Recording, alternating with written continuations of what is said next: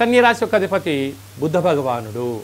ఈ రాశిలోనే కేతు సంచార స్థితి ఉంటున్న కాల సమయంలో ఏడాది తర్వాత రవి భగవానుడు బుధుడితో కలిపి మకర రాశిలో సంతాన స్థానంలో సంచారం చేయడం వలన నూతనంగా వివాహమైనటువంటి దంపతులకు పుత్ర పుత్రిక సంతాన యోగము, పిల్లల యొక్క చదువులు, పిల్లల అభివృద్ధి, పిల్లల్ని విదేశాలకి పంపించాలి, లేకపోతే తల్లిదండ్రుల దగ్గరికి పిల్లలు వెళ్ళాలి, విదేశాల్లో ఎక్స్పోర్ట్స్ అండ్ ఇంపోర్ట్స్ బిజినెస్ చేయాలి, షేర్ల వ్యాపారం చేయాలి అనుకుంటున్న వారందరికీ కూడా కొద్దిపాటి ముందస్తు జాగ్రత్తలు అవసరం, ట్రైనింగ్ అవసరం అని చెప్పి మనకు జ్యోతిర్విజ్ఞానం తెలియజేస్తుంది.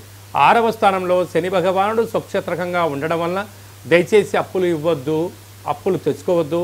గృహాలు, వాహనాలు, భవనాలు క్రయ విక్రయాలు చేసేటప్పుడు, నిర్మాణం చేసేటప్పుడు తెలిస్తేనే చేయండి, లేకపోతే నిపుణుల సలహాలు